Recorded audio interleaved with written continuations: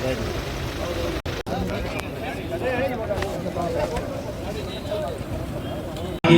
ಹೇಳಿ ವಿನಂತಿ ಮಾಡಿಕೊಳ್ತಾ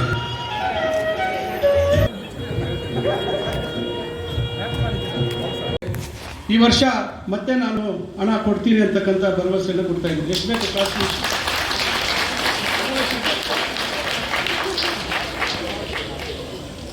ಎಷ್ಟು ಕೊಟ್ಟೆ ಅವ್ರೇನು ಬೇಡ ಅಂತ ಇದ್ದಾರೆ ಅವರು.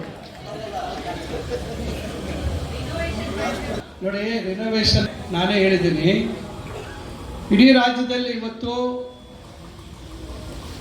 ಕಟ್ಟಡಗಳ ನವೀಕರಣ, ಕಟ್ಟಡಗಳಿಗೆ ಒಂದು ಬಣ್ಣ ಹಚ್ಚತಕ್ಕಂಥದ್ದು, ಶೌಚಾಲಯಗಳ ರಿಪೇರಿ, ಕಾಂಪೌಂಡ್ ವ್ಯವಸ್ಥೆ, ಇವೆಲ್ಲದಕ್ಕೂ ಅನುದಾನ ಕೊಟ್ಟಿರಲಿಲ್ಲ. ನಾವು ಅದನ್ನು ಮುಖ್ಯಮಂತ್ರಿಗಳ ಗಮನಕ್ಕೆ ತಂದಿದ್ದೀವಿ, ಮತ್ತೆ ಅದನ್ನು ಪ್ರಯತ್ನ ಮಾಡ್ತಾ ಇದ್ದೀವಿ.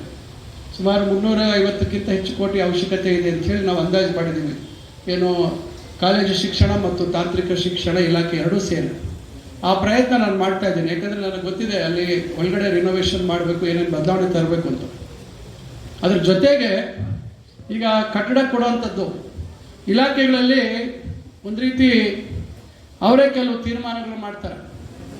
ಇವತ್ತು ಉದಾಹರಣೆಗೆ ಇವತ್ತು ಹೊಸ ಕಟ್ಟಡ ಕಟ್ತೀವಿ, ಮೂಲಭೂತ ಸೌಲಭ್ಯ, ಈಗ ಉದಾಹರಣೆಗೆ ಲ್ಯಾಬ್ ಮಾಡ್ತೀವಿ. ಲ್ಯಾಬ್ ಮಾಡಿದಂಥ ಸಂದರ್ಭದಲ್ಲಿ ಅದಕ್ಕೆ ಬೇಕಾಗಿರ್ತಕ್ಕಂಥ ಪ್ಲಾಟ್ಫಾರ್ಮ್ಸ್ ಕಟ್ಟಬೇಕು, ಕಂಪ್ಯೂಟರ್ ಲ್ಯಾಬ್ ಮಾಡಿದ್ರೆ ಕಂಪ್ಯೂಟರ್ ವರ್ಕಿಂಗ್ ಸ್ಟೇಷನ್ಸ್ ಮಾಡಬೇಕು. ಈ ರೀತಿ ಇವೆಲ್ಲ ಹಲವಾರು ನಾವು ಪ್ರಯತ್ನಗಳನ್ನು ಅದರಲ್ಲಿ ವ್ಯವಸ್ಥೆಗಳನ್ನು ಅದರಲ್ಲಿ ಸೇರಿಸುವಂಥದ್ದು ಆಗಬೇಕು.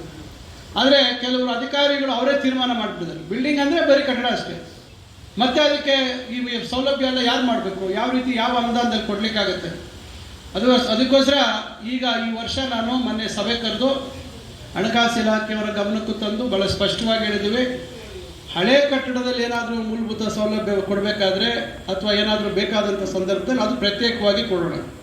ಆದರೆ ಹೊಸ ಕಟ್ಟಡ ಕಟ್ತಕ್ಕಂಥ ಸಂದರ್ಭದಲ್ಲಿ ಅದು ಲ್ಯಾಬ್ರೇಟರಿ ಆಗಿರ್ಬೋದು, ಕ್ಲಾಸ್ ರೂಮಲ್ಲಿ ಇರ್ತಕ್ಕಂಥ ಬೆಂಚ್ಗಳಿರ್ಬೋದು, ಮತ್ತೊಂದಿರ್ಬೋದು, ಡೆಸ್ಕ್ಗಳಿರ್ಬೋದು, ಅವನ್ನೆಲ್ಲ ನಮ್ಮ ಎಸ್ಟಿಮೇಟ್ ಒಳಗೆ ಸೇರಿಸಬೇಕು ಅಂತಕ್ಕಂಥ ಸೂಚನೆಯನ್ನು ಕೊಟ್ಟಿದ್ದೀವಿ.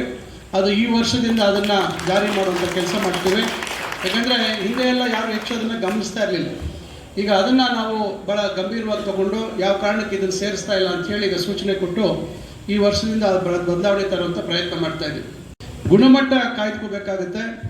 ಇವತ್ತು UGCಯ ಒಂದು ವೇತನವನ್ನು ಕೊಡ್ತಕ್ಕಂಥ ಸಂದರ್ಭದಲ್ಲಿ ಇಲ್ಲಿರ್ತಕ್ಕಂಥ ಬೋಧಕರು ಭಾಳ ಜವಾಬ್ದಾರಿಯುತವಾಗಿ ಹೆಚ್ಚು ಮಕ್ಕಳು, ಬಡ ಮಕ್ಕಳು ಇಲ್ಲಿ ಬಂದು ಒಳ್ಳೆಯ ಉತ್ತಮ ಗುಣಮಟ್ಟದ ವಿದ್ಯೆಯನ್ನು ಪಡಿತಕ್ಕಂಥದ್ದಕ್ಕೆ ನೀವು ಸಹಕಾರ ಕೊಡಬೇಕು. ಯಾಕಂದರೆ ಗೌರ್ಮೆಂಟ್ ಕಾಲೇಜ್ ಅಂದರೆ ಒಂದು ರೀತಿ ಎಲ್ಲರಿಗೂ ಒಂದು ರೀತಿ ಏನು ಗೌರ್ಮೆಂಟ್ ಕಾಲೇಜಲ್ಲಿ ವ್ಯವಸ್ಥೆ ಇಲ್ಲ ಅಂತ. ಅದಕ್ಕೆ ಇವತ್ತು ನಾವು ಇವೆಲ್ಲ ಹೊಸ ಹೊಸ ಕೋರ್ಸ್ಗಳನ್ನು ಪ್ರಾರಂಭ ಮಾಡಿರ್ತಕ್ಕಂಥದ್ದು. ಯಾಕೆಂದರೆ ಖಾಸಗಿ ಕಾಲೇಜುಗಳಲ್ಲಿ 1 ಲಕ್ಷ, 2 ಲಕ್ಷ, 3 ಲಕ್ಷ, ಬೆಂಗಳೂರಿನಲ್ಲಿ 10 ಲಕ್ಷದವರೆಗೂ BBA BCA ಕೋರ್ಸ್ಗೆ ಡೊನೇಷನ್ ತೆಗೆದುಕೊಡುವಂಥದ್ದಿದೆ. ಇವೆಲ್ಲ ತಪ್ಪಿಸ್ಬೇಕು ಅಂತಕ್ಕಂಥ ದೃಷ್ಟಿಯಲ್ಲಿ ಇವತ್ತು ಸರ್ಕಾರಿ ಕಾಲೇಜಿನಲ್ಲೇ ಈ ಒಂದು ಕೋರ್ಸ್ಗಳನ್ನು ಪ್ರಾರಂಭ ಮಾಡಿದಾಗ ಮಕ್ಕಳು ಇಲ್ಲಿ ಕಮ್ಮಿ ಶುಲ್ಕದಲ್ಲಿ ಅವರು ಈ ಒಂದು ಎಲ್ಲ ಕೋರ್ಸ್ಗಳನ್ನು ವ್ಯಾಸಂಗ ಮಾಡಲಿಕ್ಕೆ ಸಾಧ್ಯ ಆಗುತ್ತೆ ಅಂತಕ್ಕಂಥ ದೃಷ್ಟಿಯಲ್ಲಿ ಪ್ರಯತ್ನ ಮಾಡ್ತಾ ಇದ್ದೀವಿ. 1242 ಜನ ಸಹಾಯಕ ಪ್ರಾಧ್ಯಾಪಕರ ಹುದ್ದೆಗಳ ನೇಮಕಾತಿ ವಿಚಾರದಲ್ಲಿ ಸತತ 1.5 ವರ್ಷಗಳ ಪ್ರಯತ್ನದಲ್ಲಿ ಈಗ 1080 ಜನ ನೇಮಕಾತಿಗಳನ್ನು ಮಾಡಿದ್ದೇವೆ. 2021ರಲ್ಲಿ ಅಧಿಸೂಚನೆ ಹೊರಡಿಸಿದ್ರು. ಹಿಂದಿನ ಸರ್ಕಾರ ಅದನ್ನು ಸರಿಯಾದ ರೀತಿ ಅದಕ್ಕೆ ಆದ್ಯತೆ ಕೊಟ್ಟು ಗಮನಿಸದೇ ಇದ್ದ ಕಾರಣದಿಂದ ಕೆಲವು ಗೊಂದಲಗಳು ಸೃಷ್ಟಿಯಾಗಿದೆ. ಇವತ್ತು ನನ್ನ ಹತ್ರ ಸುಮಾರು ಜನ ಹೈದರಾಬಾದ್, ಕರ್ನಾಟಕಕ್ಕೆ ಸೇರಿರ್ತಕ್ಕಂಥ ಯಾರು ಎಲಿಜಿಬಲ್ ಇದ್ರೋ ಅವರೆಲ್ಲ ಬಂದು ಪಾಪ ಅವರ ಸಮಸ್ಯೆ ಹೇಳ್ತಾರೆ. ಈಗ ಮೊನ್ನೆ ಬಜೆಟಲ್ಲಿ ಮುಖ್ಯಮಂತ್ರಿಗಳು ನಮ್ಮ ಇಲಾಖೆಯಲ್ಲಿ 2000 ಹುದ್ದೆಗಳನ್ನು, ಬೋಧಕರ ಹುದ್ದೆಗಳನ್ನು ತಾಂತ್ರಿಕ ಮತ್ತು ಕಾಲೇಜ್ ಶಿಕ್ಷಣ ಇಲಾಖೆಯಲ್ಲಿ ತುಂಬಿಸುವಂಥದ್ದಕ್ಕೆ ಅನುಮತಿ ಕೊಟ್ಟಿದ್ದಾರೆ. ನಾವು ಆ ಪ್ರಕ್ರಿಯೆಗಳು ಪ್ರಾರಂಭ ಆಗಬೇಕು. ಈಗ ನಮ್ಮ ಮುಂದೆ ಒಳ ಮೀಸಲಾತಿ ವಿಷಯ ಇರೋದ್ರಿಂದ ಅದಕ್ಕೊಂದು ಪರಿಹಾರ ಸಿಕ್ಕ ಕೂಡಲೇ ನಾವು ಈ ನೇಮಕಾತಿ ಪ್ರಕ್ರಿಯೆಯನ್ನು ಪ್ರಾರಂಭ ಮಾಡ್ತೇವೆ.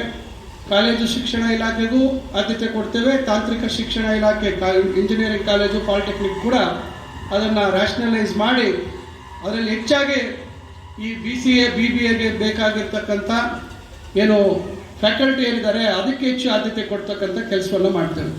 ಅದರದ್ದು ಮತ್ತು ಕೌಶಲ್ಯಕ್ಕೆ ಸ್ಕಿಲ್ಗೆ ಹೆಚ್ಚು ಆದ್ಯತೆ ಕೊಡ್ತಕ್ಕಂಥ ನಿಟ್ಟಿನಲ್ಲಿ ಪ್ರಾರಂಭ ಮಾಡ್ತಾ ಇದ್ದೀವಿ. ಕಳೆದ ವರ್ಷ ಹೊಸ ಒಂದು ಕೋರ್ಸ್ ಪ್ರಾರಂಭ ಮಾಡಿದ್ದೀವಿ.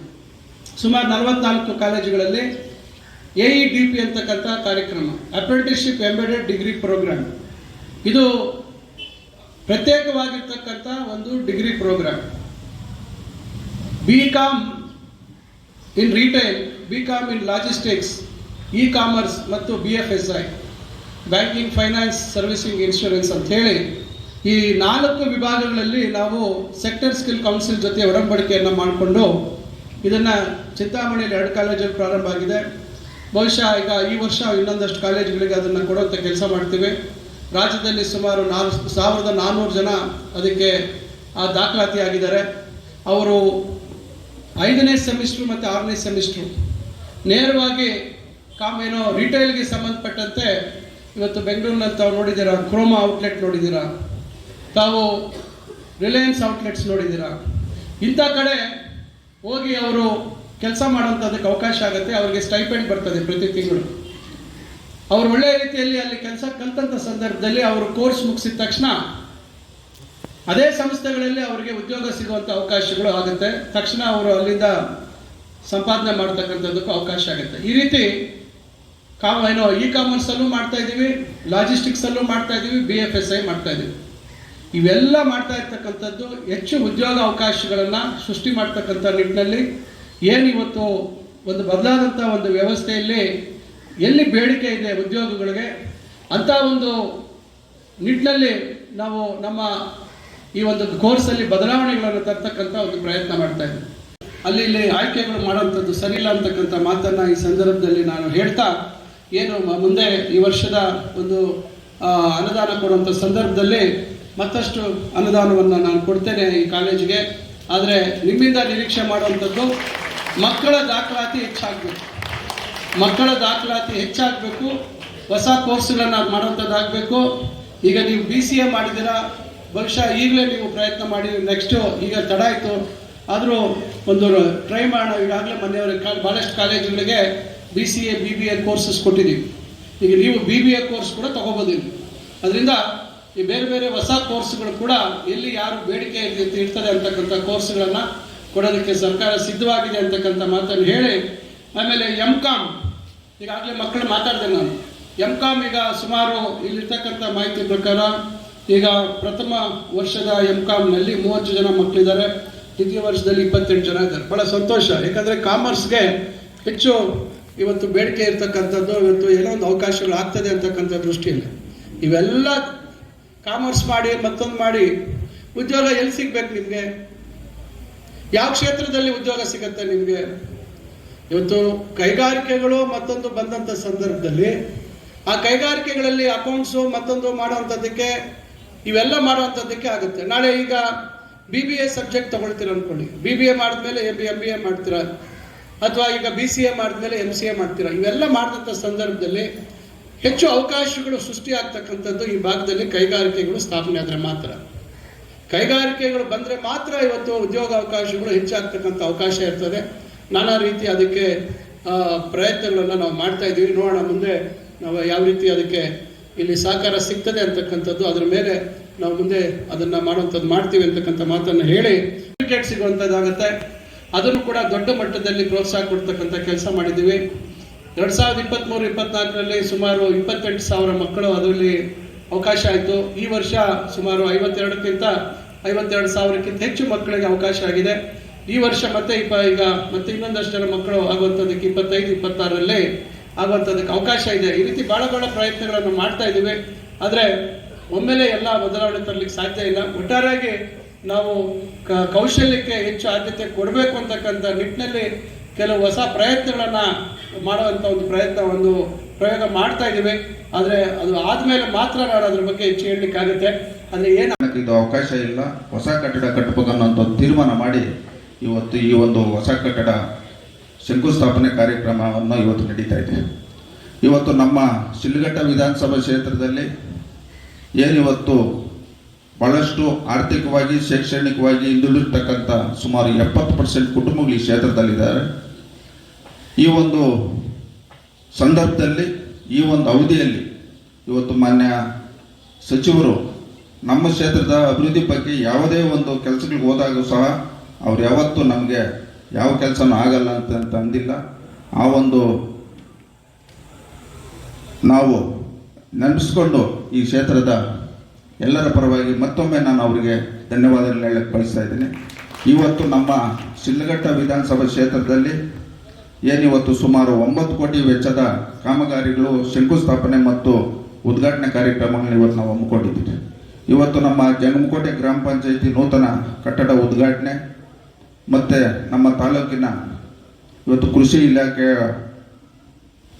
ಒಂದು ಕಟ್ಟಡ ಉದ್ಘಾಟನೆ ಮತ್ತು ಕಸಬಾ ಹೋಬಳಿಯ ಇವತ್ತು ರೈತ ಸಂಪರ್ಕ ಕೇಂದ್ರ ಮತ್ತು BCMA ಭವನ ಒಂದು ಉದ್ಘಾಟನೆ ಮಾಡಿಕೊಂಡು ಇವತ್ತು ಈ ಕಾಲೇಜಿನಲ್ಲಿ ಈ ಒಂದು ಕಾರ್ಯಕ್ರಮವನ್ನು ನಾವು ಇವತ್ತು ಶಂಕುಸ್ಥಾಪನೆ ಮಾಡಿದ್ದೀರಿ. ಇದು ಮುಗಿಸ್ಕೊಂಡು ಇವತ್ತು ಅಂದಿಗನಾಳ ಗ್ರಾಮ ಪಂಚಾಯಿತಿ ನೂತನ ಕಟ್ಟಡ ಉದ್ಘಾಟನೆ ಕಾರ್ಯಕ್ರಮ ಹೋಗುವಂಥದ್ದು ಈಗ ಮುಂದಿನ ಕಾರ್ಯಕ್ರಮದಾಗಿದ್ದು, ಏನಿವತ್ತು ನಮ್ಮ ಶಿಡ್ಲಘಟ್ಟ ಆಗ್ಬೋದು, ನಮ್ಮ ಜಿಲ್ಲೆಗಾಗ್ಬೋದು, ಎಲ್ಲ ರೀತಿಯಲ್ಲಿ ಎಲ್ಲ ಇಲಾಖೆಗಳು ಅವರ ಒಂದು ಅಧಿಕಾರ ಅವಧಿಯಲ್ಲಿ ಒಂದು ಶಾಶ್ವತ ಉಳಿತಕ್ಕಂಥ ಕೆಲಸಗಳು ಮಾಡ್ಬೇಕಂತೇಳಿ ಅವರು ಹೊರಟಿದ್ದಾರೆ. ಅದಕ್ಕೆ ಸಂಪೂರ್ಣ ಬೆಂಬಲ ನಮ್ದು ಇರ್ತದೆ.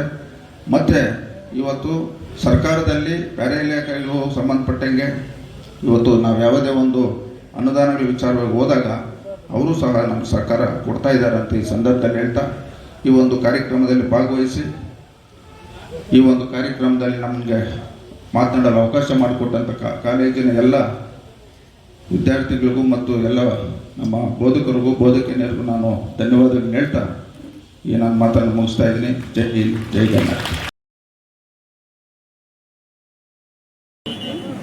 ಹಲವಾರು ಕಟ್ಟಡಗಳ ಉದ್ಘಾಟನೆಯನ್ನು ನಾವು ಇವತ್ತು ಪ್ರಾರಂಭ ಮಾಡಿ ಇವತ್ತು ನೆರವೇರಿಸಿದ್ವಿ. ಭಾಳ ದಿವಸಗಳ ಒಂದು ಒತ್ತಾಯ ಸ್ಥಳೀಯ ಶಾಸಕರಾಗಿರ್ತಕ್ಕಂಥ ರವಿಕುಮಾರ್ ಅವರು ಗ್ರಾಮ ಪಂಚಾಯಿತಿ ಕಟ್ಟಡಗಳು, ಗ್ರಾಮ ಪಂಚಾಯಿತಿ ಲೈಬ್ರರಿಗಳು, ಆಮೇಲೆ ಅಗ್ರಿಕಲ್ಚರ್ ಡಿಪಾರ್ಟ್ಮೆಂಟ್ ಕಟ್ಟಡ ಇವೆಲ್ಲ ಉದ್ಘಾಟನೆ ಆಗಬೇಕು ಅಂತಕ್ಕಂಥದ್ದಿತ್ತು. ಕಡೆಗೆ ಹಲವಾರು ಕೆಲಸಗಳ ಒತ್ತಡದಲ್ಲಿ ನಾವು ಮೊನ್ನೆ ಇಲ್ಲ ಇದು ಬೇಗ ಆಗಬೇಕು ಅಂತ ಹೇಳಿ ತೀರ್ಮಾನ ಮಾಡಿ ಮತ್ತು ನಮ್ಮ ಪ್ರಥಮ ದರ್ಜೆ ಕಾಲೇಜಿನ 3 ಕೋಟಿ ರೂಪಾಯಿ ಕಾಮಗಾರಿ ಹಿಂದೆ ಒಂದು ಸತಿ ಬಂದು ವೀಕ್ಷಣೆ ಮಾಡಿ ಕೆಲವು ನಾವು ಅವರು ಒಟ್ಟಿಗೆ ವೀಕ್ಷಣೆ ಮಾಡಿ ಬದಲಾವಣೆಯನ್ನು ಅಂತ ಹೇಳಿದ್ದೀವಿ. ಮತ್ತಷ್ಟು ಅನುದಾನ ಬೇಕು ಅಂತ ಬೇಡಿಕೆ ಇಟ್ಟಿದ್ದಾರೆ. ಅದು ಕೂಡ ನಾನು ಅವತ್ತೇ ಮಾತು ಕೊಟ್ಟಿದ್ದೀನಿ, ಅದು ಮಾಡ್ತೀವಿ ಅಂತ ಹೇಳಿ. ಮತ್ತು ಕೆಲವು ಹಳೆ ಏನು ಬಿಲ್ಡಿಂಗ್ ಇದೆ ಅದರ ಕೆಲವು ದುರಸ್ತಿ ಕಾಮಗಾರಿಗಳು ಕೂಡ ಆಗಬೇಕು ಅಂತ. ಒಟ್ಟಾರೆಯಾಗಿ ಬೆಳಗ್ಗೆ 10 ಗಂಟೆಗೆ ಸರಿಯಾಗಿ ನಾನು ಅವ್ರ ಒಟ್ಟಿಗೆ ಅಲ್ಲಿ ಪ್ರಾರಂಭ ಮಾಡಿದ್ದೆ ಜಂಗಮಕೋಟೆಯಿಂದ. ಈಗ ಸುಮಾರು ಜಂಗಮಕೋಟೆ, ಬೆಳ್ಳೂಟಿ, ಆಮೇಲೆ ಬದನಾಯಕಹಳ್ಳಿ ಮತ್ತು ಈಗ ಇಲ್ಲಿ ನಗರದಲ್ಲಿ ಕಾಲೇಜು ಮತ್ತು ಈಗ ಅಂಡಿಗನಾಳದಲ್ಲಾಗಿದೆ. ಇದಾದಮೇಲೆ ನಾನೀಗ ಊಟ ಮುಗಿಸಿ ಗೌರಿಬಿದೂರಲ್ಲಿ ಅಲ್ಲಿ ಪಾಲಿಟೆಕ್ನಿಕ್ ಮತ್ತು ಕಾಲೇಜಿನ ಕಟ್ಟಡಗಳ ಕಾಮಗಾರಿಗೆ ಚಾಲನೆ ಕೊಡ್ತಾ ಇದ್ದೀವಿ. ಒಟ್ಟಾರೆ ಈಗ ಬೆಳಗಿಂದ ಇವತ್ತು ನಮ್ಮ ಜಿಲ್ಲೆಯಲ್ಲಿ 2 ತಾಲೂಕುಗಳಲ್ಲಿ ಪ್ರವಾಸ ಮಾಡ್ತಾ ಇದ್ದೀವಿ. ಸರ್, ಈಗ ಇದು ನಿಮ್ಮ ಇಂಡಸ್ಟ್ರಿ ಜಟಾಪಟಿ ರೈತರ ಮಧ್ಯೆ ಏನಾಯ್ತು ಸರ್? ಎಲ್ಲೂವರೆಗೆ ಬಂತು ಸರ್? ಈಗ ಯಾವುದೇ ಜಟಾಪಟಿ ಇಲ್ಲ. ಯಾರು ಜಟಾಪಟಿ ಅಂತ ಹೇಳಿದ್ರು ನನಗೆ ಗೊತ್ತಿಲ್ಲ. ನೋಡಿ, ರೈತರ ಕೋರಿಕೆ ಮೇರೆಗೆ ನಾವು KIDBಯಲ್ಲಿ ಈ ರೀತಿ ಪ್ರಕ್ರಿಯೆ ಇಲ್ಲ. ಇದು KIDBಗೂ ಈ ಪ್ರಕ್ರಿಯೆಗೆ ಯಾವುದೇ ರೀತಿಯಾದಂಥ ಸಂಬಂಧ ಇಲ್ಲ. ಇದು ನಾವು ಜಿಲ್ಲಾಡಳಿತ ಈ ಪ್ರಕ್ರಿಯೆಯನ್ನು ಮಾಡಿದ್ದೀವಿ. ಈಗ ರೈತರ ಮುಖಂಡರು ನಮ್ಮ ಜೊತೆಯಲ್ಲಿದ್ದಾಗ ಒಂದು ಮಾತಾಡ್ತಾರೆ, ಬೇರೆ ಸಂದರ್ಭದಲ್ಲಿ ಬೇರೆ ಮಾತಾಡುವಂಥದ್ದು ಮಾಡ್ತಾಯಿದ್ದಾರೆ. ಬಹುಶಃ ಇದು ಒಳ್ಳೆಯದ ಬೆಳವಣಿಗೆ ಅಲ್ಲ. ಯಾಕಂದರೆ ನನಗೆ ಇವತ್ತು ಭಾಳಷ್ಟು ದೂರುಗಳು ಬರ್ತಾ ಇದ್ದಾವೆ. ಭಾಳಷ್ಟು ಜನಕ್ಕೆ ಒತ್ತಡ ಹಾಕಿದ್ದಾರೆ. ನೀವು ಬೇಡ ಅಂತ ಹೇಳಿದ್ರೆ ನಿಮಗೆ ರೇಟ್ ಜಾಸ್ತಿ ಕೊಡ್ತಾರೆ ಅಂತ ಹೇಳಿದ್ದಾರೆ. ಇನ್ನು ಕೆಲವರಿಗೆ ಒಂದೇ ಕಂತಿನಲ್ಲಿ ಕೊಡೋದಿಲ್ಲ.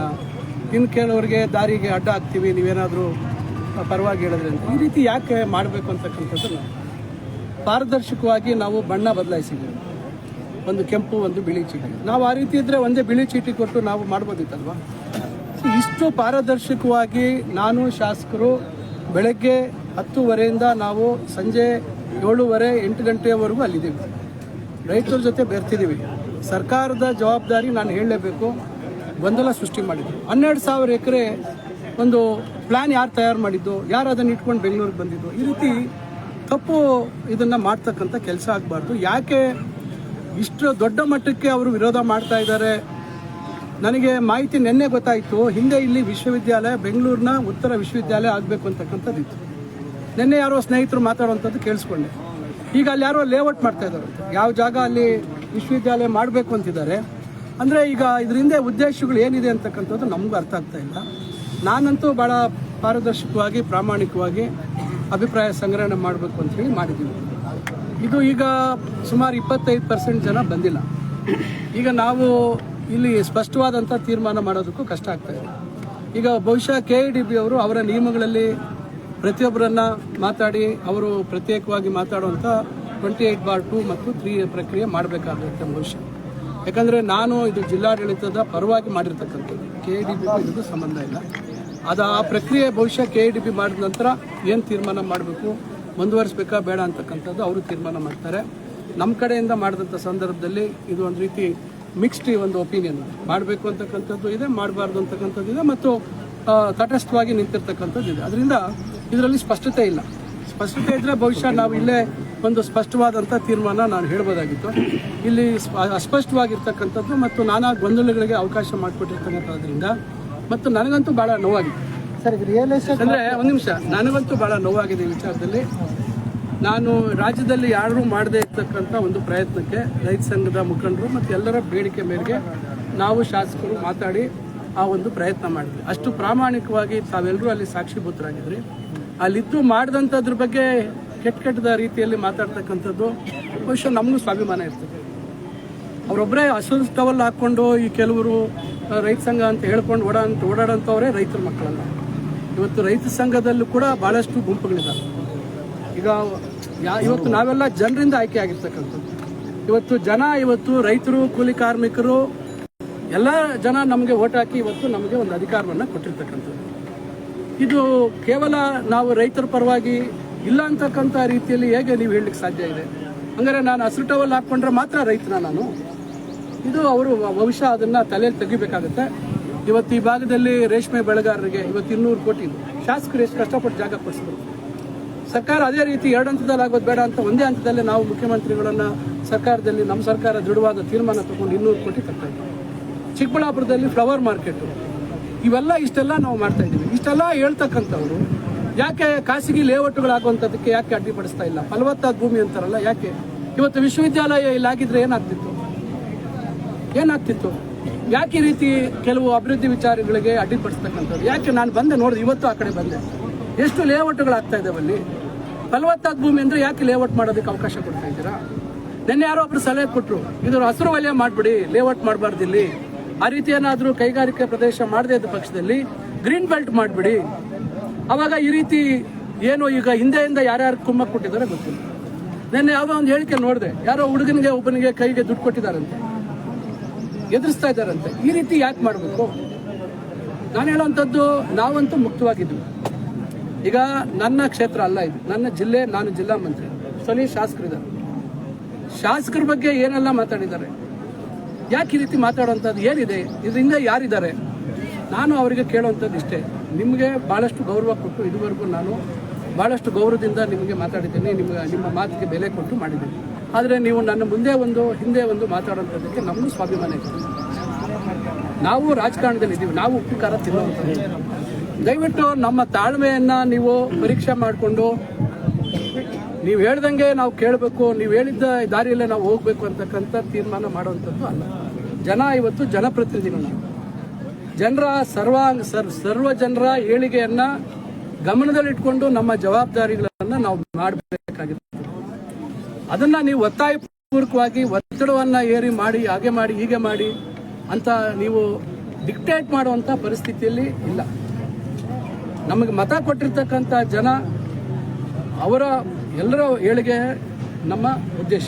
ಅದರಿಂದ ನಾನು ಮತ್ತೊಮ್ಮೆ ರೈತ ಸಂಘದ ಮುಖಂಡರಿಗೆ ಹೇಳ್ತೀನಿ, ಈ ದ್ವಂದ್ವ ನಿಲುವು, ನೀವು ಹಿಂದೆ ಒಂದು ಮುಂದೆ ಒಂದು ಮಾತಾಡುವಂಥದ್ದು ಬಿಡಿ. ನಿಮ್ಮ ಬಗ್ಗೆ ಗೌರವ ಇರ್ತಕ್ಕಂಥದ್ದನ್ನು ಕಳ್ಕೊಬೇಡಿ. ನಮ್ಮ ಹತ್ರ ನಿಮಗೆ ಗೌರವ ಇರ್ತಕ್ಕಂಥದ್ದನ್ನು ಕಳ್ಕೊಬೇಡಿ. ನನ್ನ ರೈತರ ಬಗ್ಗೆ ಇರ್ತಕ್ಕಂಥ ಬದ್ಧತೆ ಬಗ್ಗೆ ಪ್ರಶ್ನೆ ಮಾಡುವಂಥದ್ದಕ್ಕೆ ನಿಮ್ಗೆ ಯಾರಿಗೂ ಅರ್ಹತೆ ಇಲ್ಲ. ದಯವಿಟ್ಟು ಅದನ್ನು ನಾನು ಮತ್ತೆ ಸ್ಪಷ್ಟನೆ ಮಾಡ್ತೀನಿ. ನಾವು ರೈತರ ಬಗ್ಗೆ ನಾವು ವಹಿಸಿರ್ತಕ್ಕಂಥ ಕಾಳಜಿ ಬಗ್ಗೆ ನಿಮ್ಗಿಂತ ಹೆಚ್ಚಿನ ರೀತಿಯಲ್ಲಿ ನಾವು ರೈತರು. ಅದರಿಂದ ದಯವಿಟ್ಟು ನೀವೇ ಸ್ವತಃ ಲೇಬಲ್ ಹಾಕ್ಕೊಂಡು ನೀವೇ ರೈತರ ಉದ್ಧಾರಕರು ಅಂತಕ್ಕಂಥ ಮನಸ್ಥಿತಿಯಲ್ಲಿ ಯಾರನ್ನ ಏನು ಬೇಕಾದ್ರೆ ಮಾತಾಡ್ಬೋದು ಅಂತ ಮಾತಾಡುವಂಥದ್ದು ದಯವಿಟ್ಟು ಬಿಡಬೇಕಾಗುತ್ತೆ. ಅಂಥದ್ದು ಒಳ್ಳೇದಾಗೋದಿಲ್ಲ. ಸರ್ ರಿಯಲ್ ಎಸ್ಟೇಟ್ ಮಾಫಿಯಾ ಅನ್ನೋದು ಇದೆಯಾ ಸರ್ ಖಂಡಿತ ಈಗ ಕೆಲವು ವಿದ್ಯಮಾನಗಳನ್ನು ನೋಡಿದಾಗ 2800 ಎಕರೆ ಗುರ್ಸಿರೋದ್ರ ಜೊತೆಗೆ 12,000 ಎಕರೆದು ಮ್ಯಾಪ್ ಹೆಂಗೆ ತಯಾರು ಮಾಡಿ ನೀವು ಬೆಂಗಳೂರಲ್ಲಿ ಫ್ರೀಡಮ್ ಪಾರ್ಕಿಗೆ ಬಂದ್ರಿ? ಯಾರು ನಿಮ್ಮ ಕೈ ಕೊಟ್ಟವ್ರು ಅದ್ರ ಸ್ಪಷ್ಟತೆ ಹೇಳಿ, ಸ್ಪಷ್ಟ ಮಾಡಲಿ ಅವರು. ಇದರಿಂದ ಯಾರಿದ್ದಾರೆ, ಏನು ಅದ್ರ ಉದ್ದೇಶ?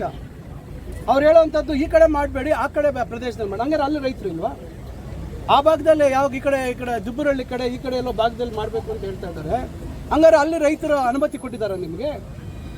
ಏನಿದ್ರೆ ಉದ್ದೇಶ? ಹಂಗಾರೆ ಶಿಡ್ಲಘಟ್ಟದಲ್ಲಿ ನೀವು ಆ ಭಾಗದಲ್ಲಿ ಬೇಡ ಇನ್ನೊಂದು ಭಾಗದಲ್ಲಿ ಮಾಡೋದಕ್ಕೆ ಯಾರು ನಿಮಗೆ ಹಕ್ಕನ್ನು ಕೊಟ್ಟಂಥವ್ರು? ಅಲ್ಲಿರ್ತಕ್ಕಂಥ ರೈತರು ನಿಮ್ಗೇನಾದರೂ ಕಮಿಟ್ಮೆಂಟ್ ಕೊಟ್ಟಿದ್ದಾರಾ? ಇಲ್ಲಿ ಬಂದು ಮಾಡಿಸಿ ನಾವೆಲ್ಲ ಒಪ್ಪಿಗೆ ಪಡ್ತೀವಿ ಅಂತ? ರೈತರು ಎಲ್ಲ ಕಡೆ ಇರ್ತಕ್ಕಂಥ ರೈತರು ಎಲ್ಲರಿಗೂ ಅವ್ರದ್ದೇ ಆದಂಥ ಹಕ್ಕಿರ್ತದೆ. ಕೈಗಾರಿಕಾ ಪ್ರದೇಶ ಮಾಡೋವಂಥದ್ದು ಬಿಡೋದು ಬೇರೆ ವಿಚಾರ. ಅವರ ಜಮೀನನ್ನು ಬಿಟ್ಕೊಡ್ತಕ್ಕಂಥದ್ದಕ್ಕೆ ಅವರ ಸ್ವಇಚ್ಛೆ, ಅವರಿಗೆ ಅದಕ್ಕೆ ಹಕ್ಕಿರ್ತದೆ. ನೀವು ಅವ್ರ ಪರವಾಗಿ ಹೆಂಗೆ ತೀರ್ಮಾನ ಮಾಡೋಕ್ಕೆ ನೀವು ಯಾರು ಅಲ್ಲ, ನಾನು ಯಾರು? ಅದರಿಂದ ಎಷ್ಟು ಮಟ್ಟಿಗೆ ಜ್ಞಾನ ಇದೆ, ವಿದ್ಯಾರ್ಹತೆ ಇದೆ ನಿಮಗೆ? ನಾನು ಹೇಳಿದ್ದೀನಿ, ಇವತ್ತು ಟ್ವೀಟ್ ಮಾಡಿದ್ದೀನಿ. ಅವ್ರ ಪಕ್ಷದವರೇ ಹೇಳ್ತಾ ಇದ್ದಾರೆ ಅವರ ಮೇಧಸ್ಸು ಎಷ್ಟಿದೆ, ಎಷ್ಟು ಮಟ್ಟಿಗಿದೆ ಅಶೋಕ್ ಅವರ ಮೇಧಸ್ಸು, ಅವರಿಗೆ ಕಳಕಳಿ ಎಷ್ಟಿದೆ, ಸಾಮಾಜಿಕ ಜ್ಞಾನ ಎಷ್ಟಿದೆ ಅಂತಕ್ಕಂಥದ್ದು ಅವರ ಪಕ್ಷದವರೇ ಭಾಳಷ್ಟು ಸಂದರ್ಭದಲ್ಲಿ ಉಲ್ಲೇಖ ಮಾಡ್ತಕ್ಕಂಥದ್ದು ಇದೆ. ಅದರಿಂದ ಅವರು ನಾವು ಯಾವುದು ನಾನು ಪದೇ ಹೇಳಿದ್ದೀನಿ, ನಮ್ಮ KEA ಗೈಡ್ಲೈನ್ಸಲ್ಲಿ ಎಲ್ಲೂ ಆ ಥರ ಇಲ್ಲ. ಆದರೆ ನೀವು ರೈಲ್ವೆ ರಿಕ್ರೂಟ್ಮೆಂಟ್ ಇದರಲ್ಲಿ ಅಡ್ಮಿಷನ್ ಟಿಕೆಟಲ್ಲಿ ನನ್ನ ಹತ್ರ ಕಾಪಿ ಇದೆ, ಸ್ಪಷ್ಟವಾಗಿ ಬರೆದಿದ್ದೀರ. ಆಮೇಲೆ ಅದು ನಿಂತು ಪಡೆದ್ವಿ ಅಂತ ನೀವು ಹೇಳ್ಕೊಳೋದು ಅಂದರೆ ನೀವಂದರೆ ಏನೋ ನಾವು ಹಂಗೆ ಹಾಕ್ಬಿಟ್ಟಿದ್ರು, ನಾವು ಹಿಂದೂ ಪರ ಇದ್ದೀವಿ, ನಾವು ಹಿಂಪಡೆದ್ವಿ ಅಂತ ಅದರಲ್ಲೂ ನೀವು ಇದು ಮಾಡೋಕ್ಕೆ ಹೆಂಗೆ ಬಂತದು? ಹೆಂಗೆ ಹಾಕ್ಸಿದ್ರಿ ಮತ್ತೆ ನೀವು? ಹಂಗಾರೆ ನರೇಂದ್ರ ಮೋದಿ ಅವ್ರು ಹಾಕ್ಸಿದ್ದದು ಹೇಳಿ. ಇವತ್ತು ಸಿದ್ದರಾಮಯ್ಯನವ್ರ ಮೇಲೆ ನೀವು ಹೇಳ್ತಿರಲ್ಲ, ಹಂಗಾರೆ ನರೇಂದ್ರ ಮೋದಿ ಅವ್ರು ಹಾಕ್ಸಿದ್ರಾ ಮಾಂಗಲ್ಯ ತೆಗೆಸಿ ಅಂತೇಳಿ? ಆ ಮಟ್ಟಕ್ಕೆ ನಾವು ಹೇಳಲಿಕ್ಕಾಗತ್ತಾ? ಆ ಕೀಳು ಅಭಿರುಚಿಯ ರಾಜಕಾರಣ ನಾವು ಮಾಡಬೇಕಾ? ಅವರು ಆ ಥರ ಕೀಳು ಮಟ್ಟದ ಅಭಿರುಚಿಯ ರಾಜಕಾರಣವನ್ನು ಮಾನ್ಯ ಅಶೋಕ್ ಅವರು ಮಾಡ್ತಾ ಇದ್ದಾರೆ. ಬಹುಶಃ ವಿರೋಧ ಪಕ್ಷದ ಸ್ಥಾನಕ್ಕೆ ಅದು ಶೋಭೆ ತರ್ತಕ್ಕಂಥದ್ದಲ್ಲ. ಇನ್ನಾದರೂ ಸ್ವಲ್ಪ ವಾಸ್ತವಿಕ ವಿಚಾರಗಳನ್ನು ಜನರ ಮುಂದೆ ಹೇಳುವಂಥದ್ದು ಮಾಡಿ. ಇಷ್ಟು ಅಧಿಕಾರದ ದಹ ಇಷ್ಟು ಆಗಬಾರ್ದು, ಇಷ್ಟು ದಹ ಇರಬಾರ್ದು.